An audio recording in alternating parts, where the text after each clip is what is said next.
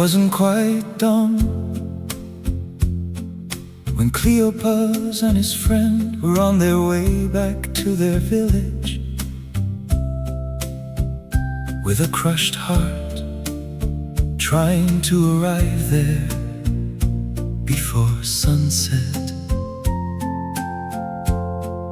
In short, there was nothing left to do in Jerusalem, for in whom we put all our trust. He had been brutally nailed to a cross. 3 days have already passed, and people were telling tales of apparitions and an empty tomb with angels. But about the prophet Jesus, not a word. Such a disappointment, what a stunning tragedy.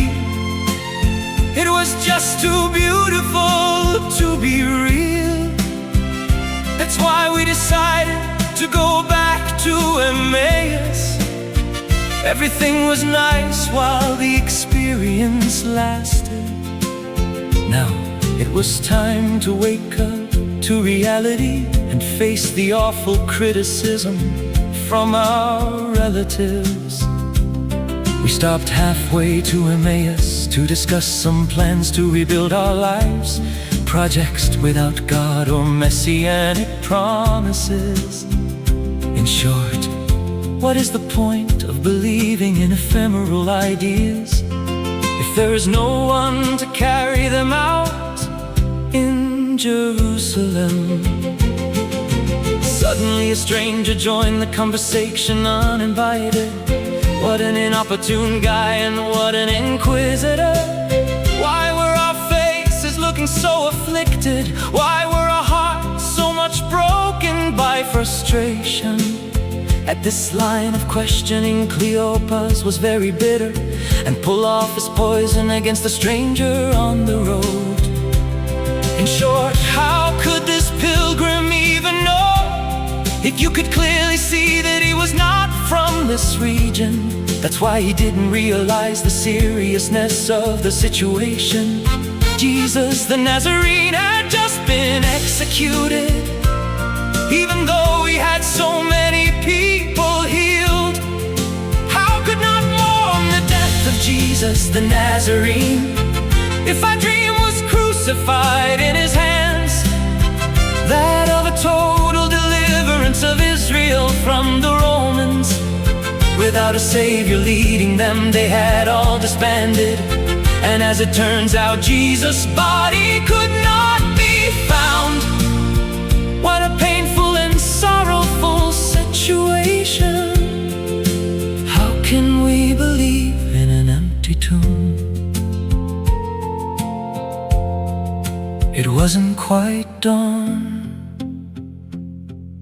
when Cleopas and his friend were on their way back to their village with a crushed heart, trying to arrive there before sunset.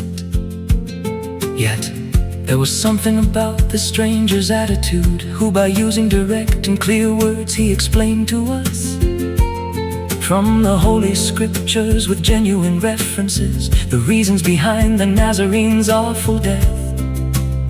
For in this way he fully fulfilled every prophecy. No wonder why our hearts were set on fire. That is why later Saint Jerome would rightly say that to ignore the Scriptures is to ignore Christ. So interesting was the pilgrim's talk that we didn't even realize that we had arrived home. Since the afternoon was falling, we offered him to stay so that he would continue his way on the next day. We didn't have much, but we offered it to him from the heart. And when he broke bread with us as if he were the host, we recognized him, but then he disappeared. With the new light received in the Eucharist at Emmaus, we ran back to Jerusalem without any doubt or fear, to bring good news to other disciples on how we came to recognize the risen Christ as the Messiah when he broke bread to us. Indeed, Jesus is the bread of the new and eternal covenant, who renews our hope and faith in God's plan, as revealed in the scriptures. Yes, everything now made sense.